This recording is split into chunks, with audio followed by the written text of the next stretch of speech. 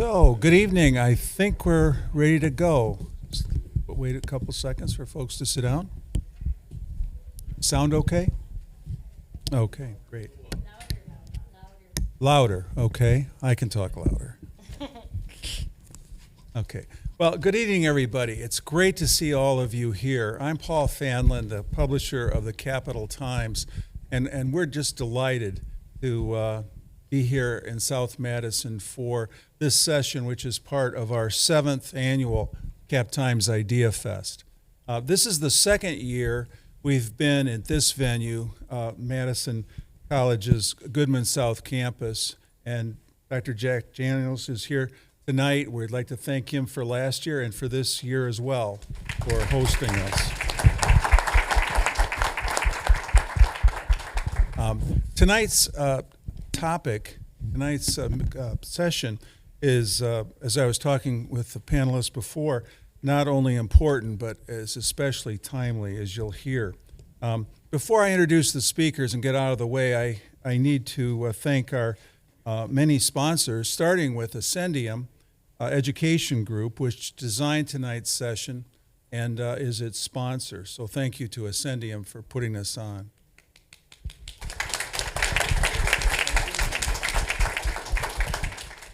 I'll go through a long list of sponsors pretty quickly, so just to touch on them, hold your applause till the end if you'd like.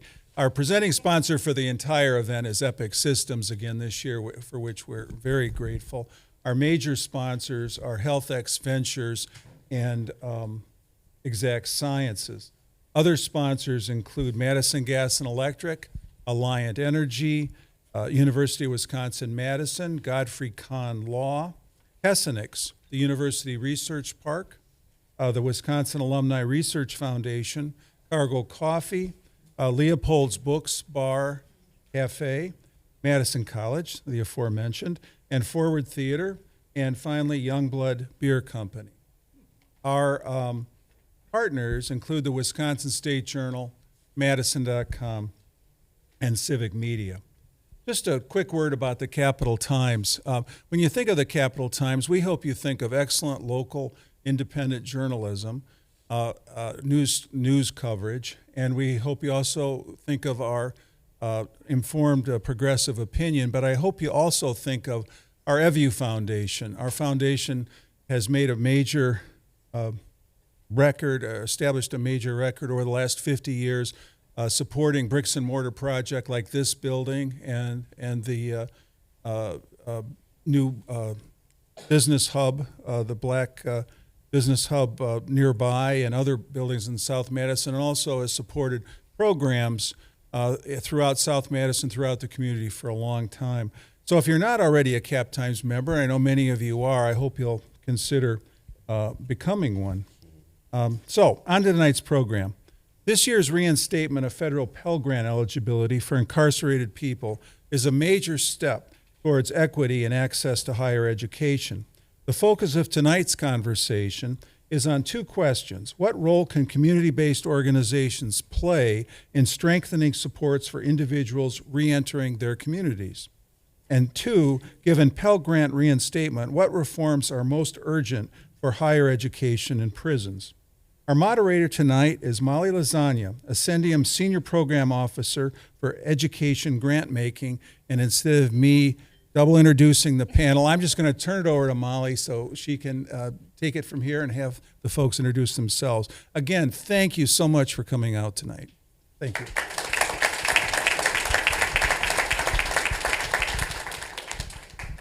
Okay, how's this mic? Is this working? I see so many enthusiastic nods. Okay. If I veer in this direction because I'm feeling particularly emotional about a point, just let me know and I will put it back. I'm not great about remembering to hold the mic. I'm also very nervous about falling off this stool. And my legs are really short, so I'm nervous I won't be able to get back up onto it. But that's okay. We're all friends. So I'm Molly Lasagna. I'm a senior program officer at Ascendium. If you've not heard of Ascendium before, we are a postsecondary education funder. And we fund really at the heart in upward mobility for learners from low-income backgrounds. So that looks like a lot of different things at Ascendium, but one of the things that it looks like is an investment in incarcerated adults who are working towards post-secondary success. And I say post-secondary success because I think one of the things to say, and one of the things that we're going to talk about tonight on the panel, is what that success looks like for this population of students, right? So are we talking about degree completion? Are we talking about meaningful employment? Are we talking about economic mobility? Are we talking about creating generational wealth for their own families and communities, right? It's a whole ecosystem of success that we want to push ourselves to think about when we think about this population of students. And so part of the reason that we're here tonight to have this conversation with this incredible panel, and I'm gonna try to talk as little as possible, partially because I ramble, as you heard me earlier talking about falling off the stool, but also because we have an unbelievable array of wisdom on the panel tonight, folks who represent all kinds of different inputs into that ecosystem of success for incarcerated individuals, currently and formerly incarcerated individuals. So I don't wanna take up any more air space than I need to. But I will just say one thing quickly before I turn it over to the panel. And what I'm gonna do is I'm gonna ask each member of the panel to 3 to 4 minutes, introduce themselves, tell us a little bit about their work, tell us a little bit about, like I said, sort of how they are, which star in that constellation of supports they represent for incarcerated students, currently and formerly incarcerated folks. So I'll ask them to do that, each of them. And then I've got a couple of kind of big guiding questions with which Paul teed up at the beginning. But then we'd really love to open it up to questions. So you should see either at your seat or at a seat near you a little question card. And I encourage you, as things come up during the panel, write your questions down, we'll collect the cards, and then we'll try to leave a good 15 or so minutes at the end of the hour to address your questions. So I wanna just speak for the panelists for a minute and say we are open to answering whatever questions you may have. I find, having done prison work now for about a decade, so prior to Ascendium, I ran a higher ed and prison program in Tennessee, and before that, I was a prison chaplain. And so have been doing prison work in a couple of different ways for a while now, and I find that one of the barriers to being able to have good dialogue about this is folks' fear, right? To ask the questions that they really want to know the answers to. So, I mean, be respectful, you know how to be an adult, but ask the questions that you want to ask, because everybody here on this panel is invested in you leaving this room feeling like you know more about prison education than you did when you got here. So I will stop there and turn it over to our first panelist. Give us some introduction. And you want to hit it. I think that mic is on. Well, good evening, and thank you all for coming out tonight. I'm Ruben Anthony, the president and CEO of the Urban League of Greater Madison. The Urban League of Greater Madison is one of the oldest civil rights organizations in the nation. We've been around since 1910. Here in Madison, we've been around since 1968. So we do a host of things which will come out even more during our discussion. But I come to this discussion recognizing that the Urban League of Greater Madison is only one part of the ecosystem of supportive services that are necessary for allowing formerly incarcerated people to find their way back to useful lives in society. There are so many things needed to help them put their lives back together that it requires all of us working together. And this discussion today is, you'll see that many of us are doing different aspects in this ecosystem. Depending on when one is incarcerated, the society that they are returning to can be much different than it was when they went in. Some people went in before the internet. Some people went in before social media. Some people went in before cell phones. So when they come out, it's a changed society. So they really need a lot of adjustment. Sometimes their families have moved on and have different lives. They have fallen behind in child support, so they need help with those types of things. They need assistance reuniting with their families. The prison systems today often send formerly incarcerated people back into society, not with 21st century skills. Most of the time, they need to update their skills. Many of the times when they go into the workplace, we need to ban the box. We need to stop asking questions about incarceration and give them a fair shot. They will need housing, and we need landlords to be fair. Many of them may have to go into restricted spaces. Regardless of their backgrounds, they need housing and they need our support.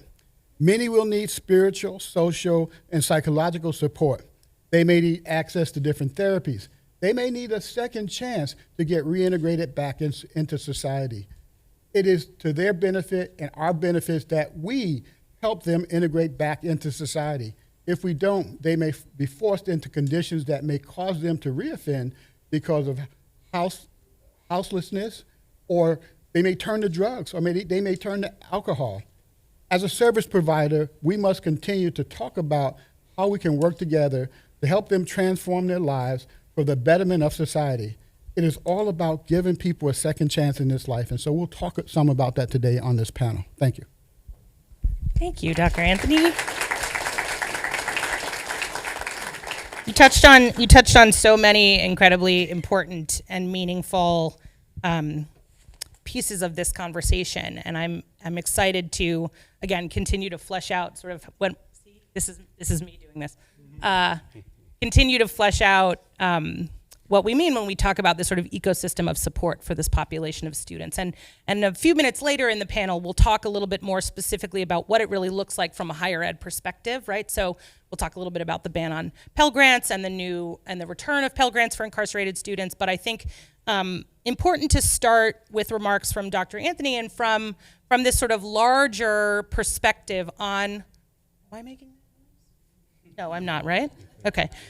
Start from this larger perspective on, because we know, one thing we know about higher ed in prison, and I think anybody on this panel who's been in a classroom in a prison will tell you this, is that it's much more than just those textbooks in those classrooms, right? There's a lot more going on in these programs to really help folks have a second chance at success, right? In some cases, a first chance at success, like, let's be honest. But let me not take up any more time. Dr. Alfred. Hey, good afternoon, or good evening, everyone. Thank you so much for joining us for this panel on this wonderful topic of discussion. My name is Dr. Kimani Alfred. I am the Associate Vice President of Madison College, at Madison College, Associate Vice President of Student Access and Success at Madison College. Let's clear that up. So I've been in higher education probably about 23, 24 years. I began my journey in Milwaukee. And during that time, I was surrounded by many individuals in the sense that were looking for a second chance at life, that were experiencing life, different challenges, different situations, different decisions that landed them in different journeys or on different journeys. While at Madison College in 2019, the opportunity to participate in the Second Chance Pell program arose. And at that time, we were really looking at ways to diversify our mission and really attach ourselves to meaningful initiatives and meaningful strategies that will really transform lives. And at that time, I ran to our president and was like, hey, Dr. Daniels, here's an opportunity for us to do X, Y, and Z. And it became a passion for me. It was one that we had knew of that was occurring within higher education, but it was one that we wasn't partaking in. So when the opportunity to participate and submit in a proposal specifically to the Department of Education to participate was one that we couldn't turn down. So we went through all of the different processes that the Department of Ed required and submitted the proposal. In 2020, we became one of the institutions, actually the only institution that was selected in the state of Wisconsin to participate in the second round of the Second Chance Pell program. No. Yeah, sorry, Peter. So during that particular time, it's allowed us really to be engulfed in this landscape and really understanding the impact that prison education has on students and being able to transform lives, being able to create an opportunity for sustainability once those that are incarcerated basically are released out into basically society. So it connects us as far as to our passion overall. And it reminds me of the first time I attended one of our graduations for prison education programming, and coming back from the actual graduation, I had to pull over to the side of the road because it was at that moment where I realized the true connection to the work that we do. So being in higher education and being in the financial aid landscape for 20 plus years, it's allowed me in a sense to see truly this method, this opportunity in a sense to be something that can be a second chance or hope or inspiration to those who want to better themselves and say, hey, my life isn't wasted because of a decision that happened in the past. So I'm very, very happy and excited to be with you on today and to be able to share my insight in relation to this topic. Dr. Moreno. Okay. Hi, everyone. Can you hear me on this one? Yep. Good. So my name is Peter Moreno. I direct a couple of prison-based education programs at University of Wisconsin-Madison. The first is Odyssey Beyond Bars, a college jumpstart program, and we've just established a new unit at the university called the Prison Education Initiative, which is building on the success that Odyssey Beyond Bars has had and beginning to offer certificate and degree programs in the prisons, which we're really proud of. Great accomplishment for the university. I started doing this work in 2018. Prior to that, I worked as a clinical law professor in our law school here at UW-Madison, and then also at the University of Washington Law School. There's some debate as to which is the real UW between those two. Yeah, right. Yeah, not in this room, there's not. Yeah, exactly. So I Sorry, bounced- Shannon. So I bounced between those worlds for some time. And what I learned doing that work was a lot of lessons that I don't think that I could have learned if I hadn't spent some time in the prison system, talking to folks about how they wound up there, going to neighborhoods where violent crimes had been committed, talking to witnesses and family members about that world. And what I saw doing that work are a lot of the issues that we all see from a distance on a day-to-day basis. The problems we all know are there. We have deficiencies in our school systems. We have deficiencies in our social services. We have deficiencies in mental health. And in certain neighborhoods, these deficiencies are really extreme. And when folks grow up in that environment, a lot of the times there is a culture of inevitability that you will someday wind up in the criminal justice system. And for the folks who wind up there, I got to see this pretty up close. The deficiencies definitely carry over into the criminal justice system.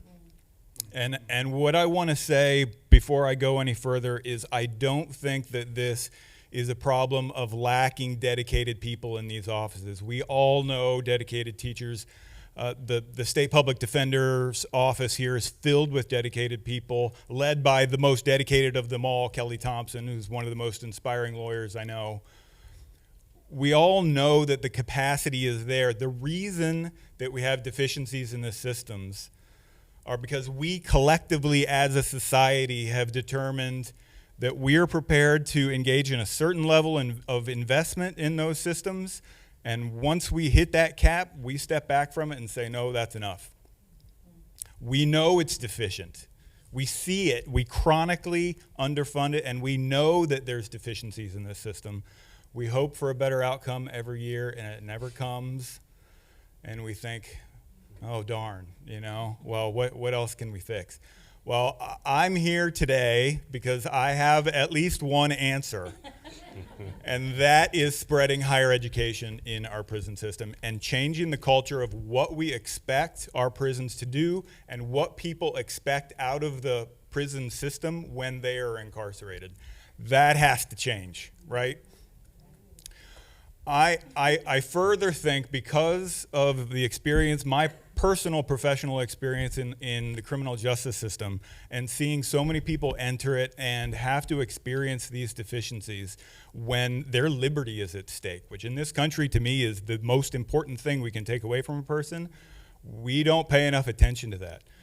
So when I see a person suffer through these deficiencies chronically, from the time they're children through the time that they're incarcerated, it makes me want to do something different and to change the level of investment that we put into people who do wind up into the system.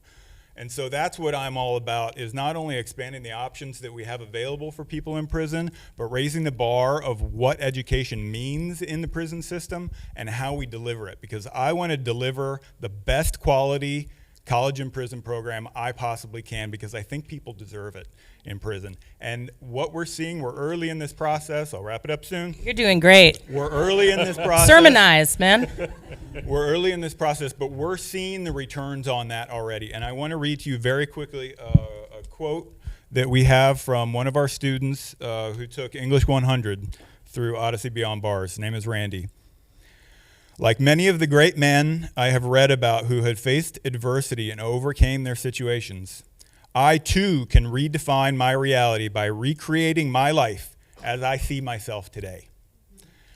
And to me, that says it all. What we're doing in prisons is empowerment. It's empowering students to see themselves in a different light, their future in a different perspective, see themselves as more than an inmate, more than a number, see themselves as having potential and on a trajectory. And so that's why I'm excited about this conversation today. So honored to be on this panel with great panelists. And I thank you all for coming here tonight as well.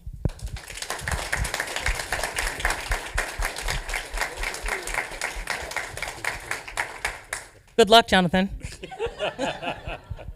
I got something. I'm Jonathan Stinger. I'm the Chief Strategy Officer at Youth Build USA. And Youth Build USA is a global support center for programs around the world that work with young people who are disconnected from employment and education.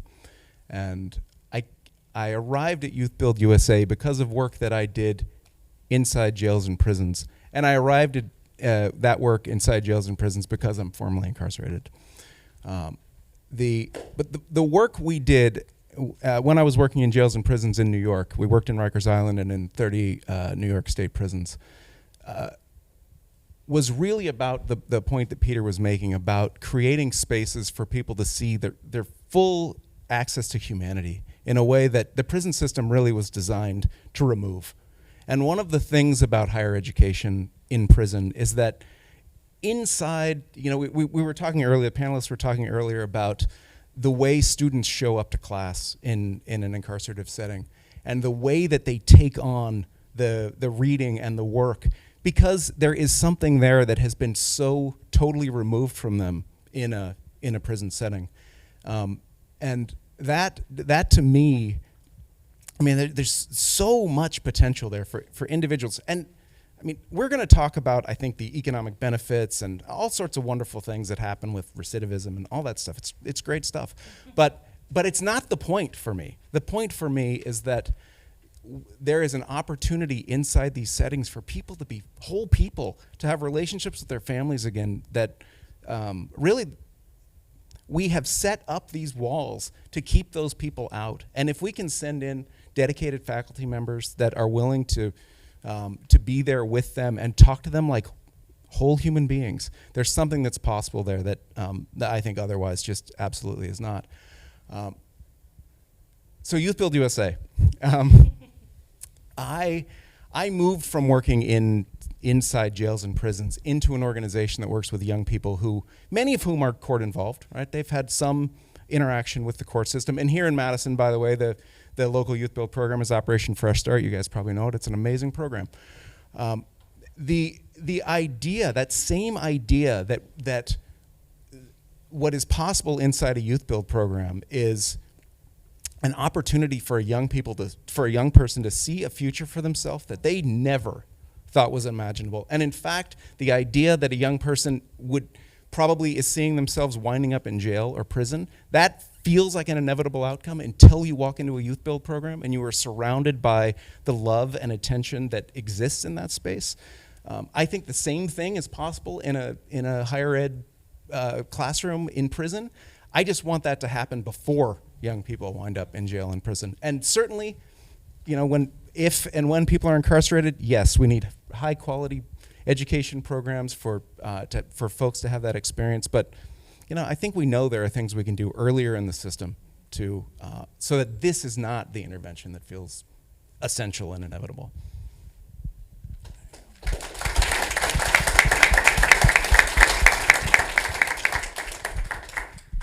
Did I know you were formerly incarcerated? I don't know, man. Like I've known you my whole life, and I just learned that for some reason. So my name is Shannon Ross.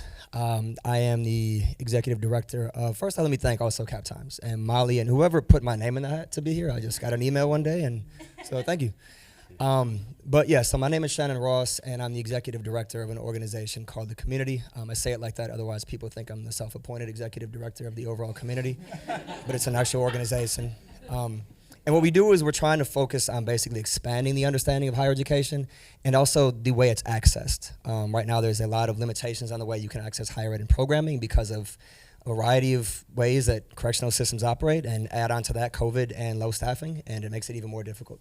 So having ways to increase that access so everyone always has some access to something to continue to grow and develop is a big part of what we're trying to do with our newsletter that goes into a large percentage of the prison population in Wisconsin, and a learning platform that we're developing, and a lot of self-empowerment work that we do called Correcting the Narrative. I'm also the co-founder of a for-profit called Paradigm Shift, because if you're formerly incarcerated, you definitely have a consulting agency or you write a book. And so what we do basically is we have done a lot now in this youth space, and we're building out a collaborative youth hub in Milwaukee, about an 80,000 square foot building that we found our way into that has its opening if you're in Milwaukee on Monday. In addition to that, I'm a fellow turned consultant at Marquette University's EPP program, which is Education Preparedness Program.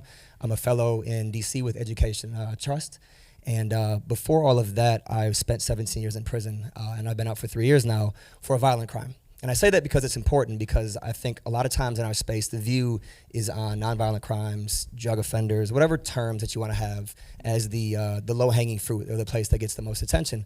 But the reality is that the majority of people in prison are in for violent crimes. And until we address and face the reality that human beings commit very terrible and violent things, but they're still human beings, and many of them can come back and produce incredible outcomes in society. Oftentimes they're the people that are in the best position to do that. Until we can grapple with that and face that, we're gonna continue to have this problem no matter what we do.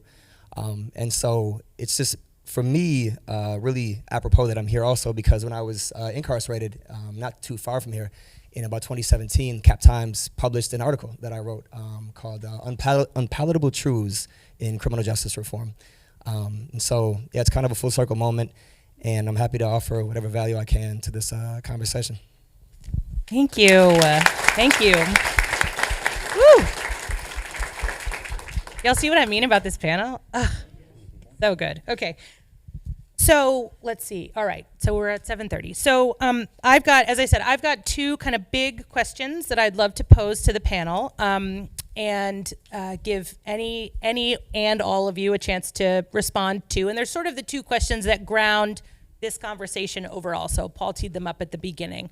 And then I would like to, as I said, we'd love to open it up to you all. So again, you've got question cards you should have either on your seat or right near your seat. Please feel free to write a question down, and we'll grab them, and we'll do our best to answer as many as we can.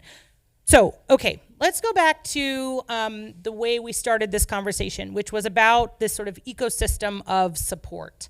One of the things I was thinking as I was listening to Peter and Jonathan talk, I was thinking about how when I ran a higher ed and prison program in Tennessee, and we would ask students in the program, what's your favorite thing about being in this program?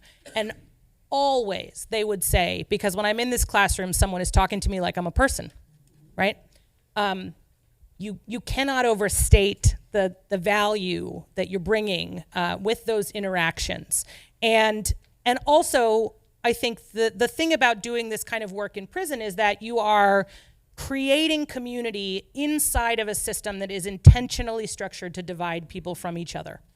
And so that work feels very powerful if you're inside of that community.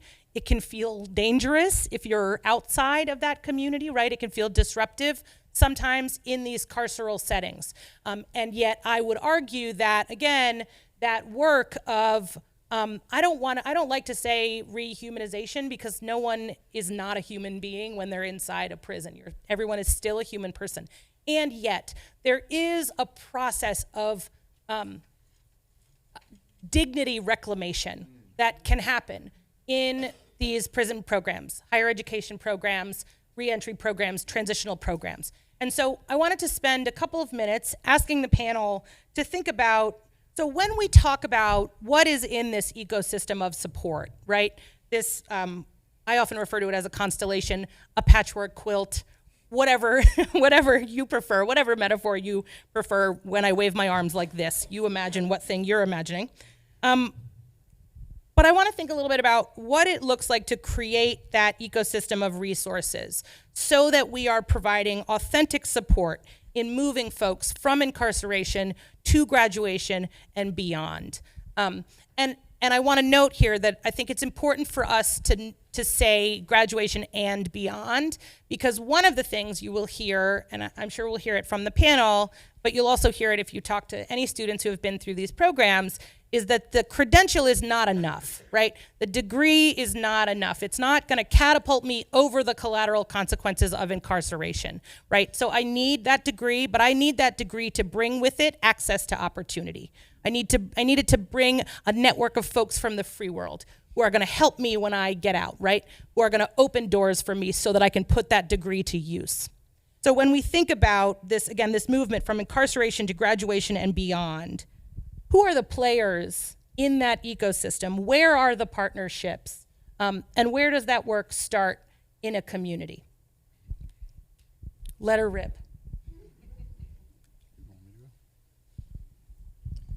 So part of the work of the Urban League is to be a part of that ecosystem, and as people are coming and reestablishing themselves in the community, is to make sure that they know where the resources are, to make sure that when they are trying to get a job, that some of those things that may be on their record, that we can help them expunge.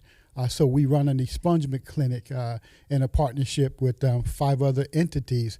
Most recently, we work with a person who actually had a felony. They actually came through our training program. They did some work with Ascendium and other folks, the Wisconsin Legal Action, and they were able to put their lives back together. They were able to come through one of our workforce training programs, and now they're working at Grace. We've also had individuals who have come to our programs and not knowing where to go, but we have done expungement, and we have worked out situations where they might need an adjustment, in their child support. One of my staff is here, Eugene Chrysler, who runs our fatherhood program, and he runs our adjustment clinic, and really helping young men and young women find their way back.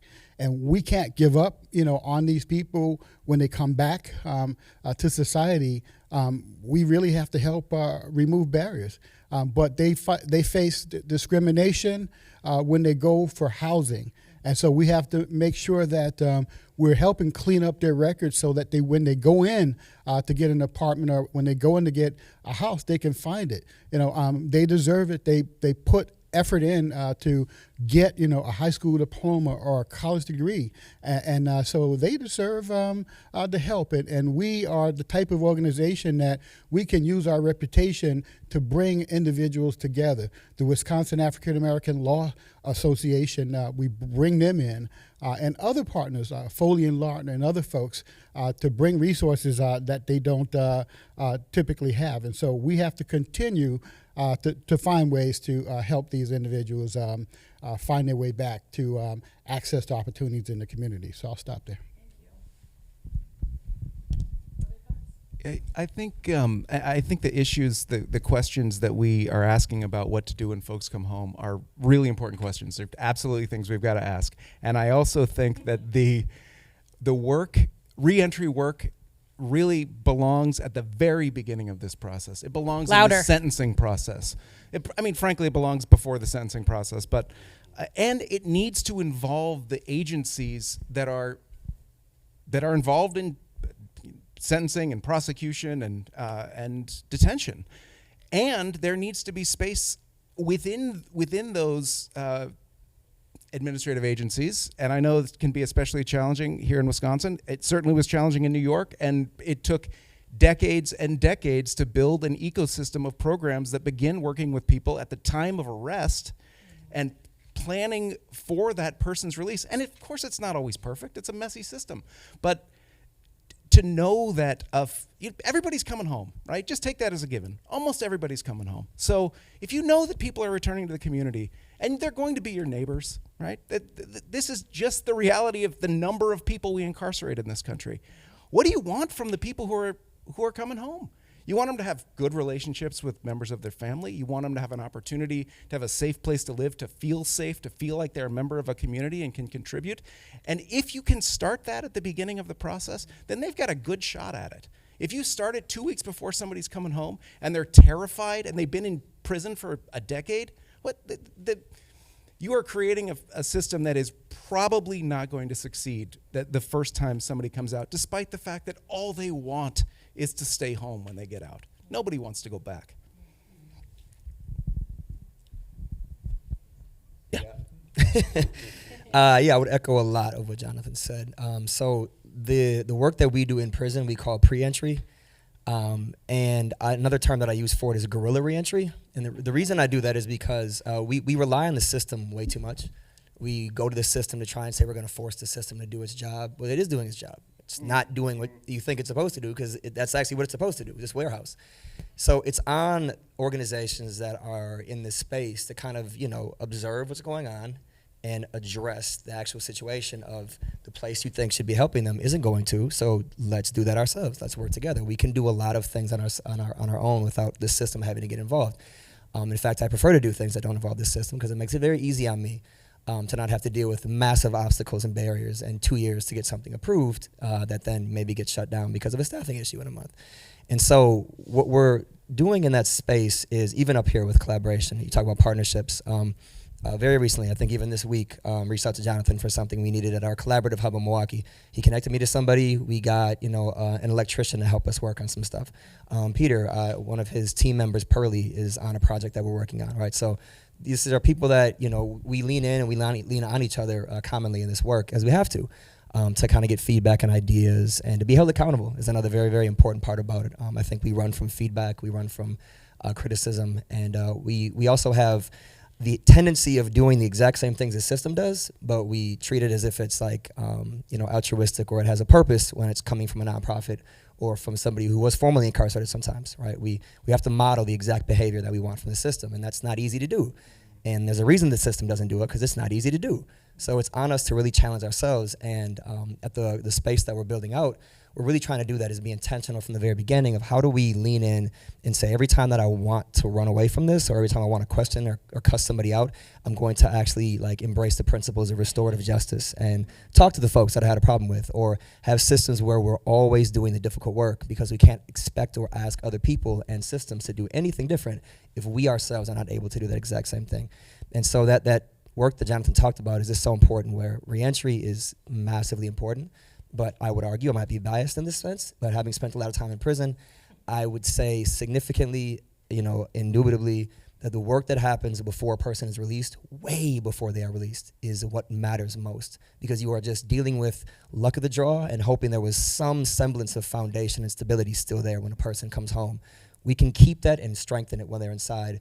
Not even with the system. Again, there are ways to do it that we can just utilize avenues the system has made available to organizations to get that stability and get that health. We're creating a fellowship program for people in prison right now, right? So we can create leaders who then create more leaders inside, and we're doing that without the DOC at all. We don't need their assistance, we don't need their approval. We can do that through modalities they've given us access to as the public. And so how do we just kind of be creative and lean on each other more in this space, I think, to address that pre-entry work, so that when people come home, the next stage has even a better chance of helping them. I think that actually really, did you want to, Peter? Yeah, the only thing that I would add to that, so the discussion of reentry is really critically important. And I just want to relay a story briefly. When I first started doing this work, and I talked to Anthony Cooper at Nehemiah, and we had a couple different ideas for classes we were kicking around. And I said, Coop, I'd love to just get 10 minutes of your time and talk about this. We finally got a chance to meet. And I said, we're thinking about these 2 classes, and this would do this class, and this other class would do this. And he just looked at me and he said, well, okay, but what are you going to do to prepare people for reentry? And I said, well, we're a college program. We're not thinking about reentry. I'm so glad you're telling this story. We're doing, we're working through like curriculum right now. He's looking at me saying, okay, but how is that going to lead to success upon reentry? Like, how are you connecting that to reentry efforts?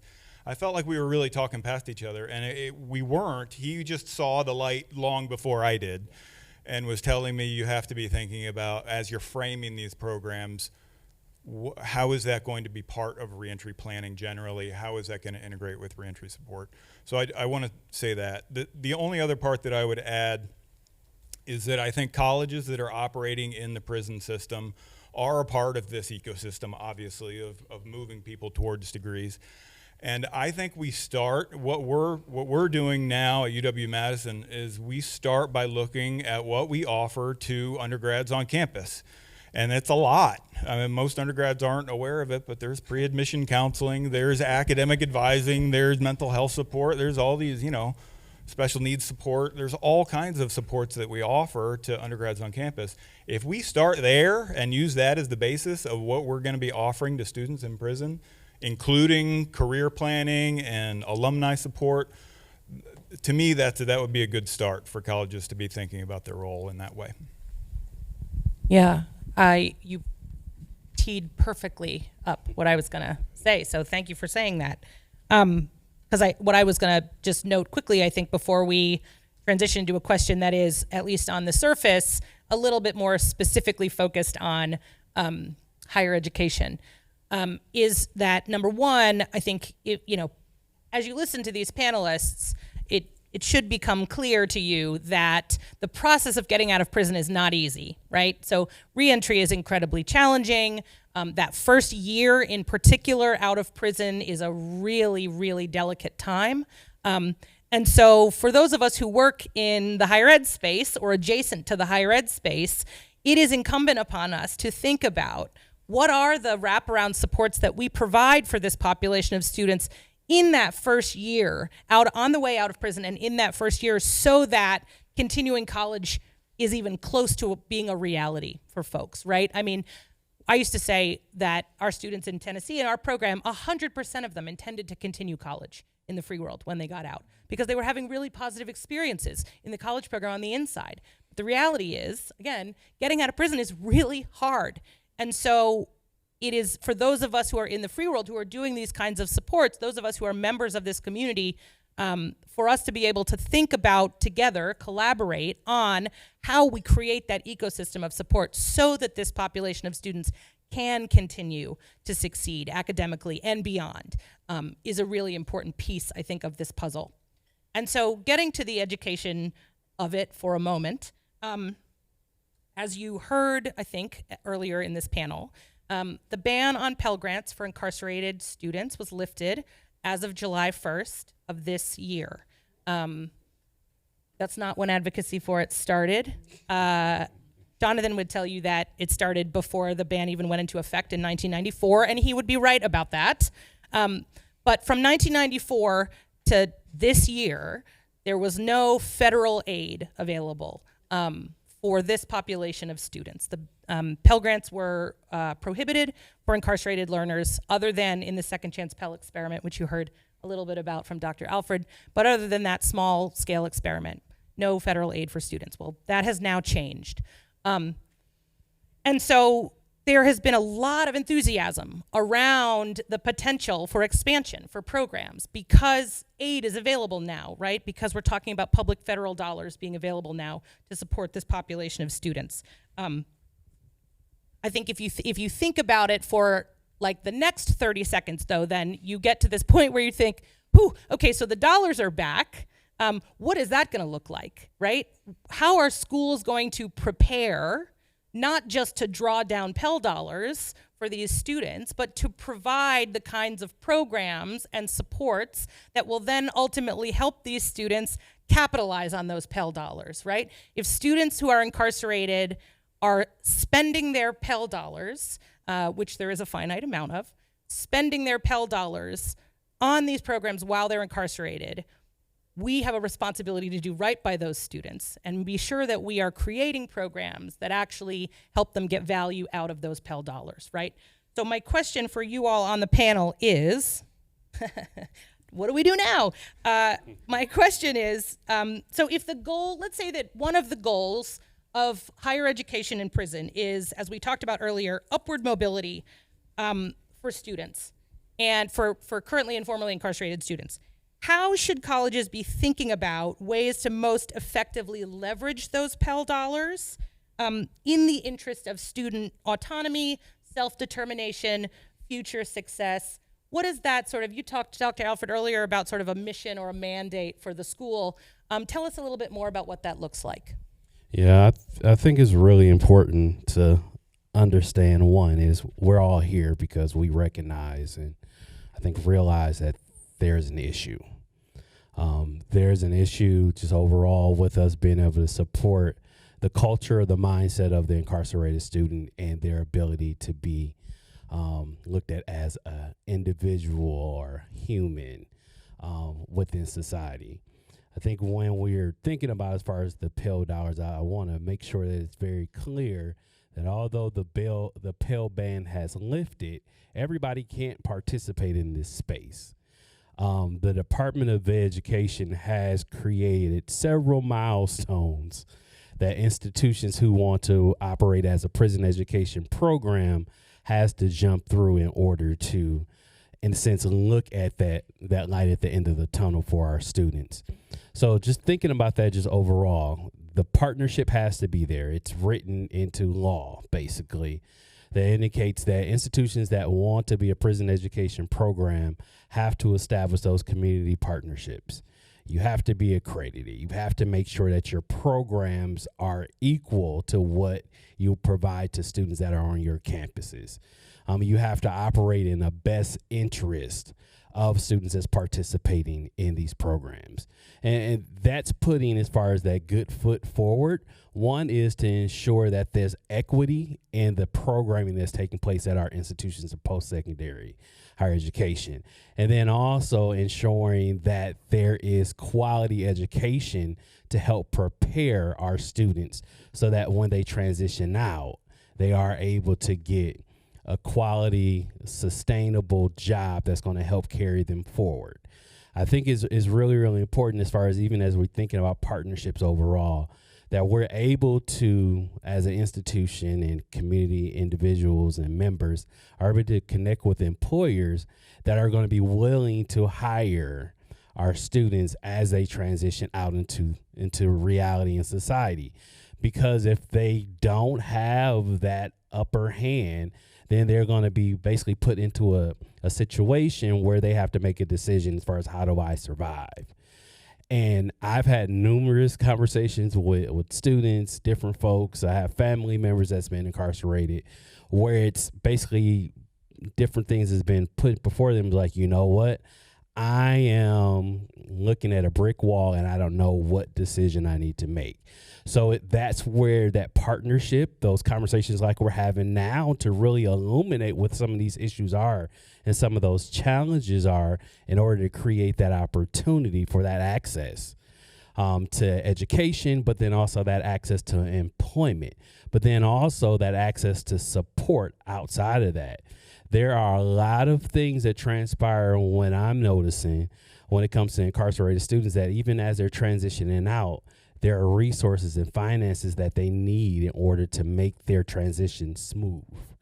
So being able to connect to community organizations, to donors, to partners in the sense that say, hey, I'm behind you and I want you to be successful, I think is what's going to help us push this forward and really materialize the impact of those Pell dollars.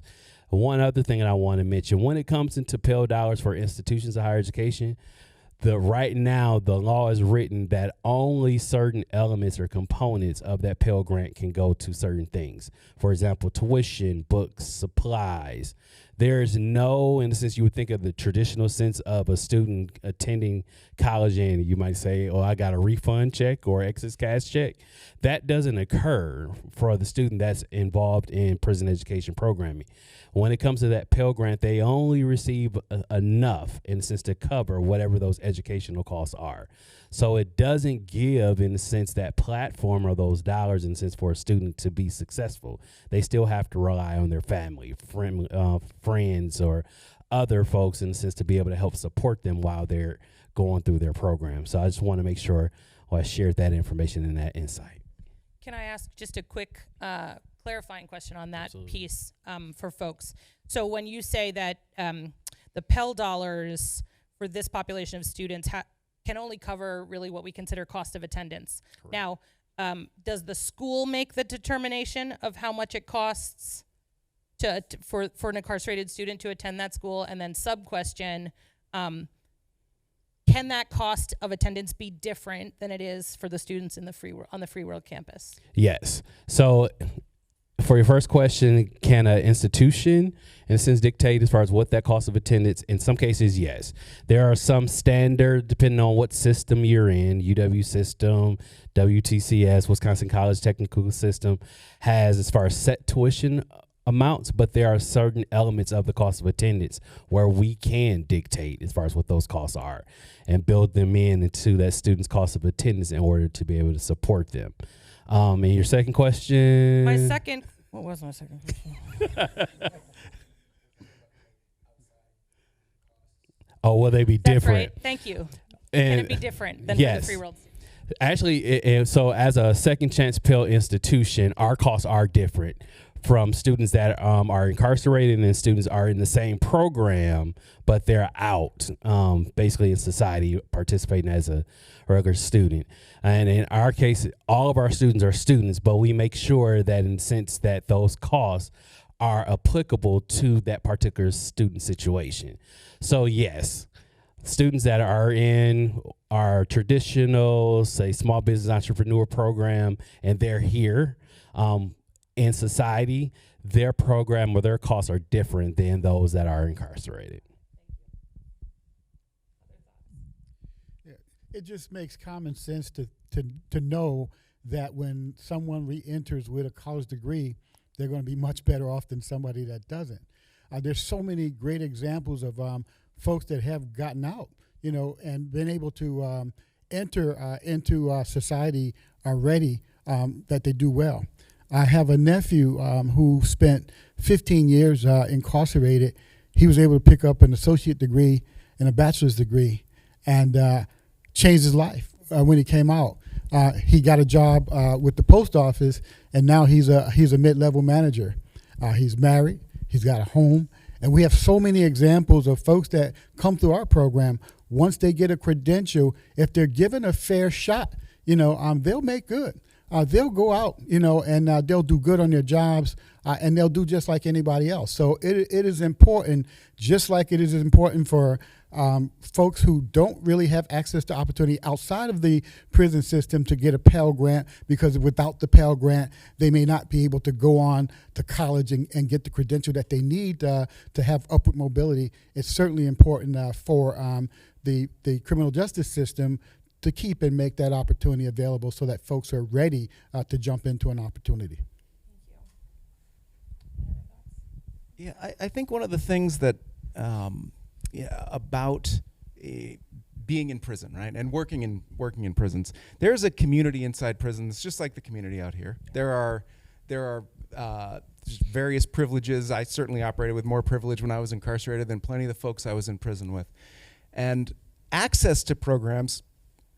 Just like out here, access to programs is different for folks inside. There are plenty of people who might not qualify for Pell dollars. And I think that it's really important for universities, for any program that's operating in prisons, to figure out ways to serve the full population of people who are incarcerated.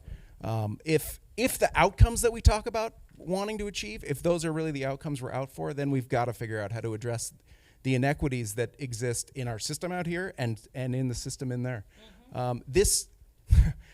I know that DOE has done a huge amount of work around implementation, trying to put strictures in place to address some of the challenges that we know exist. But what we don't have, and what we didn't have before Pell was eliminated, is long-term evaluation of the efficacy of Pell and how it might address or exacerbate inequity.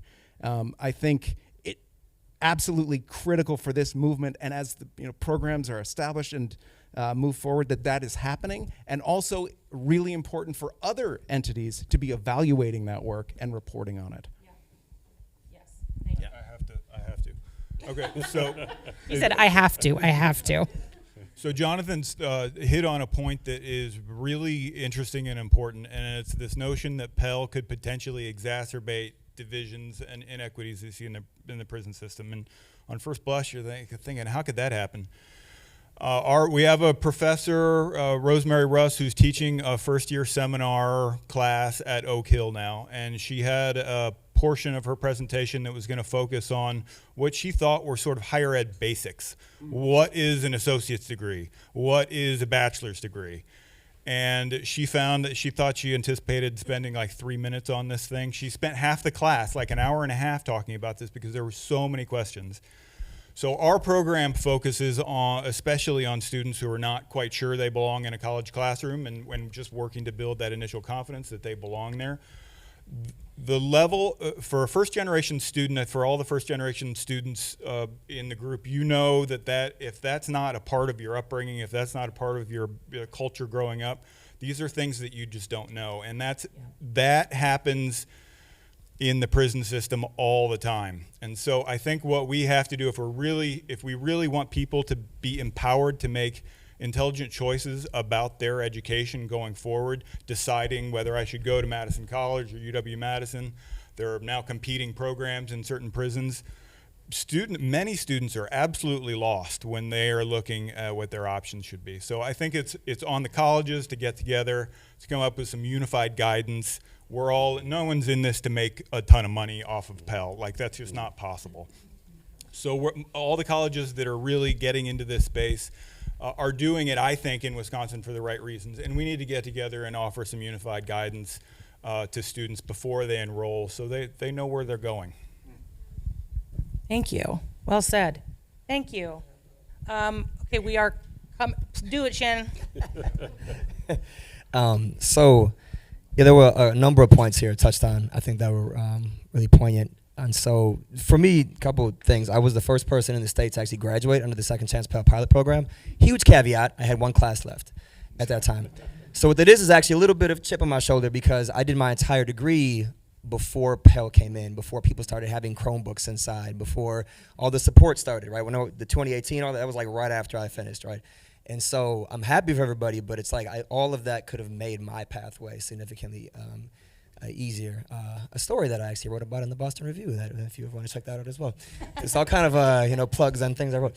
So the another part about it is that Wisconsin, interestingly, was one of the very few states in the entire country to continue funding after Pell was taken away nationally. The Wisconsin Higher Education Grant, as well as a couple of others, people incarcerated were eligible for that.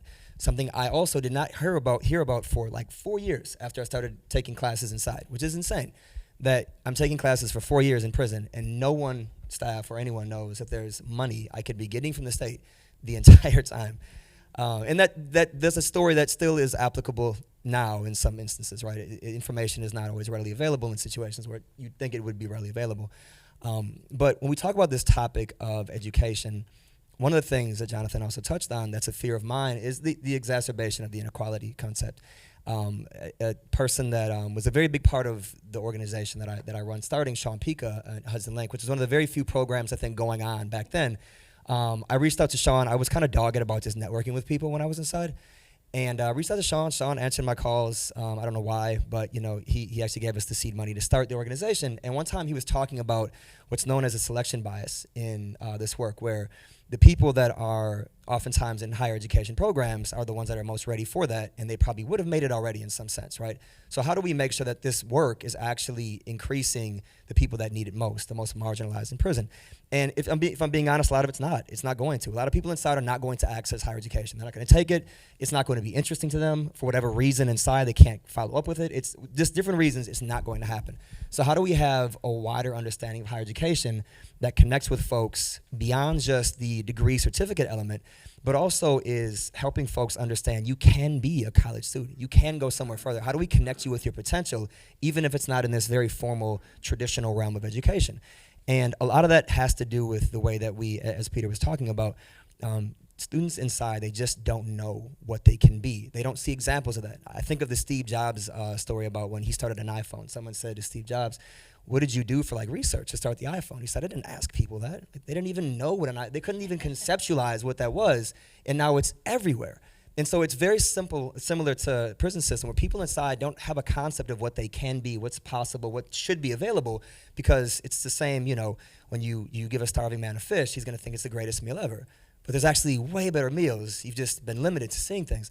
And so how do we start having these pathways to success that are really helping people know what you can be before that opportunity for higher education comes available? Because you're never gonna grab it if you never even see yourself in that. If you never see these examples of success and the self-empowerment kicks in. And the line I always will say is that a person who knows every language, has every degree, and has every person in the world in his Rolodex, but has no self-confidence, is going to fail 1,000 times. But the person that has none of that, but believes in himself and knows his value, he's gonna find success no matter where you put him at. Drop him on an island, he's gonna find his way back to the mainland and own a business in some sense. And so self-empowerment has to be a foundation of higher education, of how we are embedding people with the belief of you can cross that street. Because at the end of the day, nobody in this world is going to help you except yourself. The system should be doing better. We should all be doing better. We should all help each other, our neighbors better. But at the end of the day, you have to be able to cross that street by yourself. And how do we get that ingrained in your understanding is what I think is so key, and what I worry about in where we are now with Second Chance Pell and some of the lanes. And so I'm grateful to be a part of some of this work. I hope that we can really avoid what some of these fears are, and we can really ingrain some holistic, powerful ecosystem aspects of self-empowerment along with these degree elements that we're starting to be able to give people more.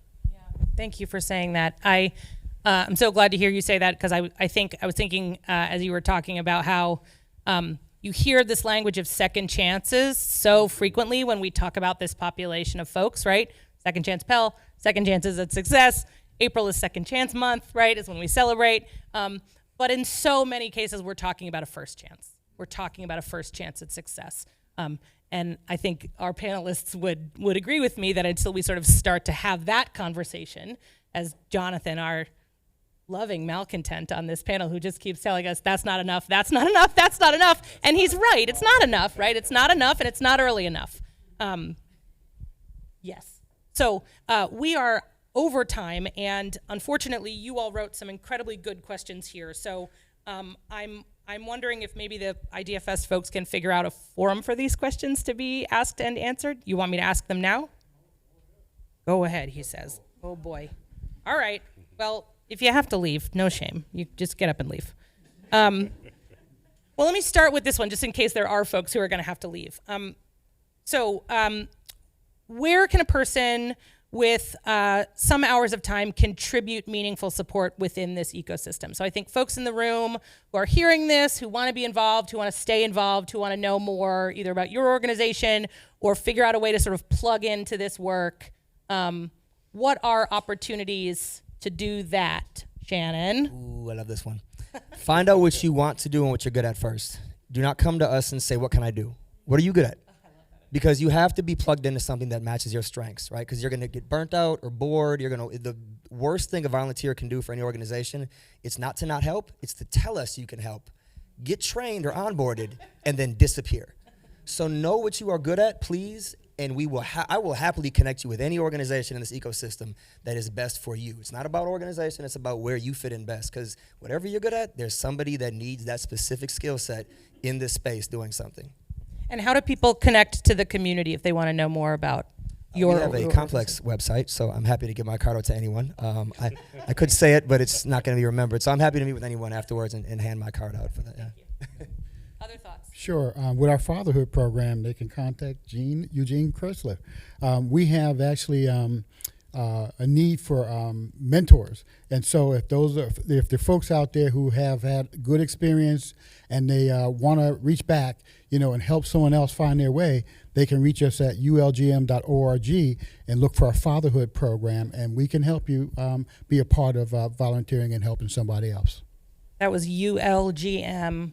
Got it. Thanks. Anybody else? No, not interested in any help? For that, sometimes you just don't want it. ULGM, Urban League of Greater Madison.org. I think on the Madison College platform, we have Dean Rasmussen that's here that leads our early college and workforce development area. She will be a great connect to be able to partnership with Madison College in the work that we're doing. I will plug one thing that I think Jonathan should plug, which is that there's an organization on which he is a member of the board, called the Alliance for Higher Education in Prison. If you want to know more sort of from a national perspective about what does this movement look like, how many programs are out there, which schools are participating, sort of how are folks that have been in this work trying to get higher ed in prison started at their schools, and good partnerships going with reentry organizations and places like the Urban League. What is that looking like from a sort of national perspective? I would encourage you to check out the Alliance and I think it's Alliance, higheredinprison.org. Thank you so much. Jonathan's on the board. I'm not going to talk about the Alliance, but once you go to the Alliance website and learn about it and all that wonderful stuff, the thing that I think is really important for folks to do is talk about this work within their communities, to call their legislator and tell them that this is a thing that really matters to them. I think that it's really easy for this work to happen this is a wonderful room and a wonderful building, and this is a conversation that I think everybody in Madison probably would have some interest in, right? And hopefully when this is recorded and distributed, everybody will hear it and talk about it. That'd be great. But this stuff changes when the legislature starts directing money towards it and starts thinking about it differently and understands that it's not just about college, it's about the overall cost of operating a system or the long-term costs of reentry or supervision in Wisconsin, things like that. So yeah, talk about it. That's what you should do. Yeah. Let's keep rolling here. So you said something that kind of reminded me. So advocacy is not just going to politicians. It's always your neighbors. It's also your coworkers. It's your family members. We do a lot, I think, in life in general of kicking people when they don't agree with us, of shaming people when they don't agree with us, of yelling at people when they don't agree with us. And that makes them more likely to disagree with us, right? So how do we just challenge folks to see things differently, to look at the way they're viewing the world in conversational ways, right? So just dialogue, conversation about this issue, about seeing people that have criminal records in a different way. That's a powerful thing, because then that slowly leads to that change in political realms as well. That's a great segue actually into a couple of the questions I'll sort of mush together here, because we got a handful of questions about things related to changing cultural narratives, particularly a question here about buy-in from the Department of Corrections. What does that look like? How does that work? How are they training correctional officers? But I think the question here really is, how do we leave this room and tell the story of this work in a way that sounds appropriate and like it makes sense? And I used to say all the time in Tennessee, at least, that an investment in higher ed and prison was an investment, in the belief that all communities in the state of Tennessee deserved an opportunity to thrive, all of them. And it was so it's a public safety issue and it's a public health issue as far as I'm concerned. I'm the victim of a violent crime. And if you want to think about there being fewer victims of violent crimes, college and prison, that's going to help, right? It's public safety, it's public health. So some questions here just sort of about changing the narrative. how do we change the larger narrative of a society that sees incarcerated persons as undeserving of social benefits like a college education? Questions about buy-in from the Department of Corrections. Yes. From the panel, thoughts about that? As my hat says, I do a lot about correcting the narrative in my work. And so, as I just said about conversing with, your neighbors and your coworkers and your family is one big one. We do these events where we try to go around. We have one in Green Bay on the 27th, actually, where our Correcting the Narrative event is highlighting these vignettes of successful examples of people that have criminal records that we've taken. As I do this work across the country, I'm always meeting more and more successful examples of people that have criminal records. We're often hidden, like Jonathan was for the whole time I knew him, until today, finding out that he had a record, right? So what happens is that's just the way it operates, is that we don't talk about it because of the stigma. Sometimes very good reasons we don't talk about it, because you can get fired, you can get canceled, whatever might happen. So you have to be respectful of that when folks don't want to talk about that story. But people not talking about that story just breeds more fear about our population, because they don't realize amongst them in society every day are people that have a criminal record. And you would never have a fear of them until they told you I have a criminal record. And suddenly like something flicks in your mind and it's like, oh, beware. You know me for 10 years. Why are you suddenly scared of me? So that's just the way the mind is, knowing why the mind is. And these type of events where we like to have, this is a crowd that is great, but this is not the kind of crowd that needs to hear this the most. Right? The kind of crowd that needs to hear this the most are more in like business and science and areas that are not, reading the Cap Times all the time, right? So like, how do we access more communities as well to get them to see that there's more here? You have to see this. I kind of like think of it as like not allowing you to get away from this picture. Like no matter where you turn, we're gonna be there, right? I don't have to yell at you, kick you, I don't have to shame you, but I need you to see this. I need you to see who I am for yourself. It's not about seeing me because I want something different. It's because your own community, your own family, yourself are actually lessened and less safe because you're not seeing this issue in our population fully. And so it's for everyone. And that aspect of going to different communities to proactively correct the narrative about our population is a big part of what we do. And I just always encourage people, be an evangelist. Just ask people, do you know about this issue? Do you really know about this population? And folks don't. So just little bitty conversations can kick flames of, a revolution.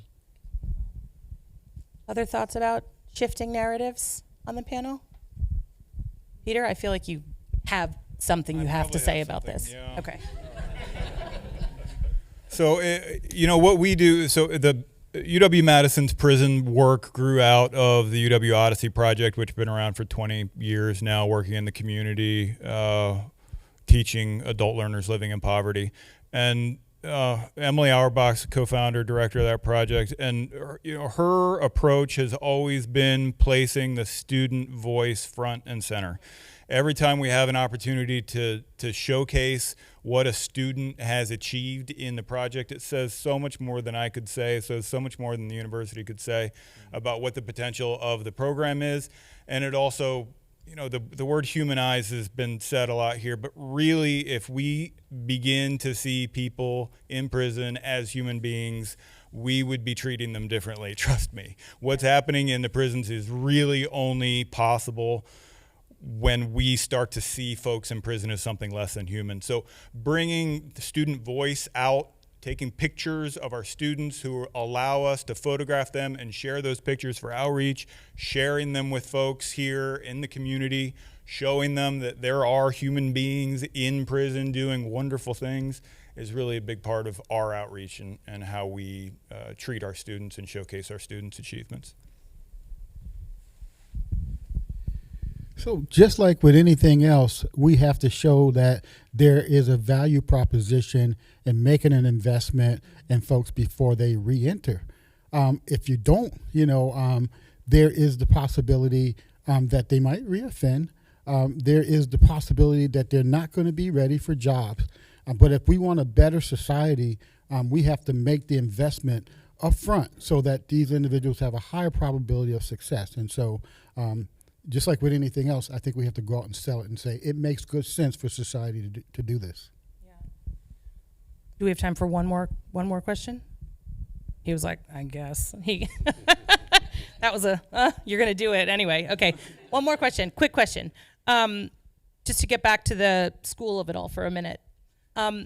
So one of the things that when I was running a higher ed prison program in Tennessee, and I ran the nonprofit that partnered with the community colleges across the state. And one of the things that the president of Nashville State Community College, which was our flagship college partner, used to say all the time is that we need to sort of change. There's like a paradigm shift that needs to happen here where we stop thinking about the students being college ready and we start thinking about the colleges being student ready. So I wanted to, not to put you on the spot, but I just wanted to ask, because there was a question here about how people in prison in these programs get access to things like counseling and mental health support. What does that look like? Is it available? And it started me thinking, when we think about sort of what these wraparound services look like for this population of students, how are you all thinking about that here in this beautiful building at this beautiful college? Yeah, ultimately, with us being able to participate in this space, it's one of the things that conversations with the Department of Ed, I've sat on multiple boards, work groups where we designed as far as a playbook. And since for anyone that was considering operating in this space from a higher education standpoint and what components, in a sense, need to be prevalent within their programming and within the institution.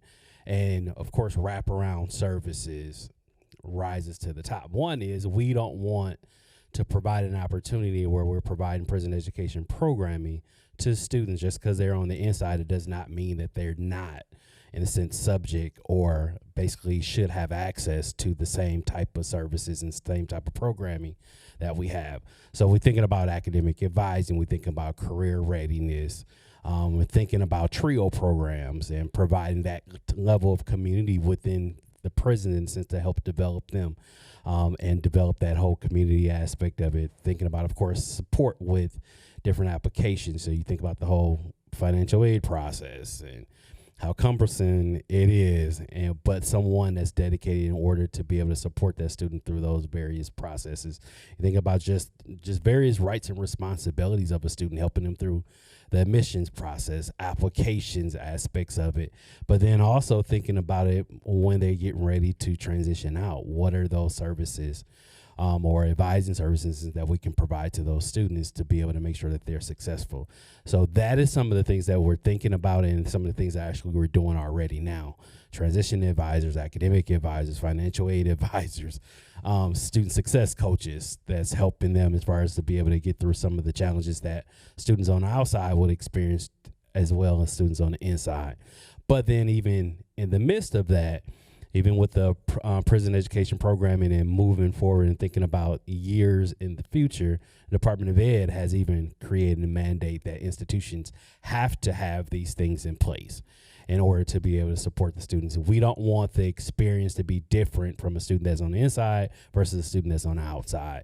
So we want to ensure that those wraparound services and that support exist and whatever platform they decide to get their education.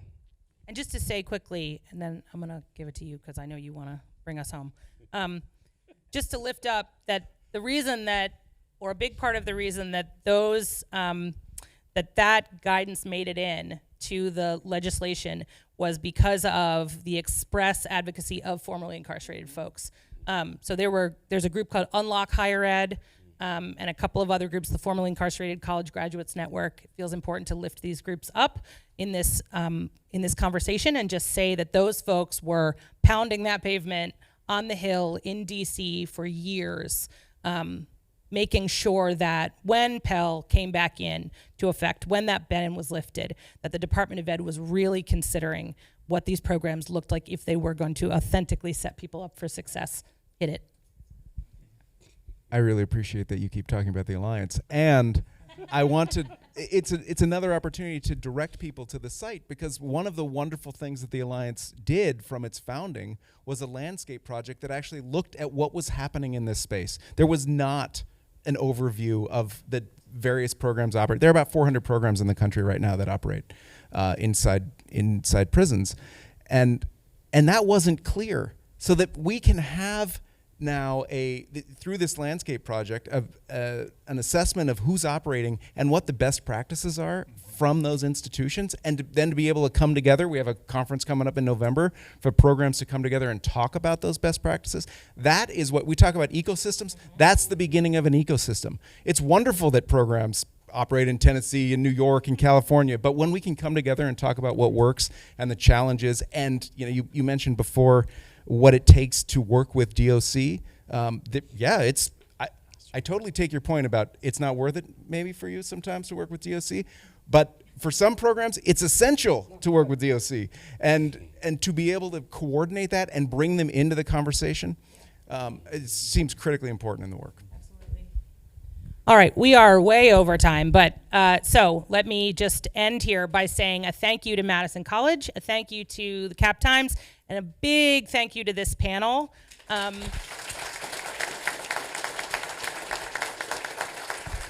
And thank you to all of you for coming out. We really hope you enjoy the rest of the week.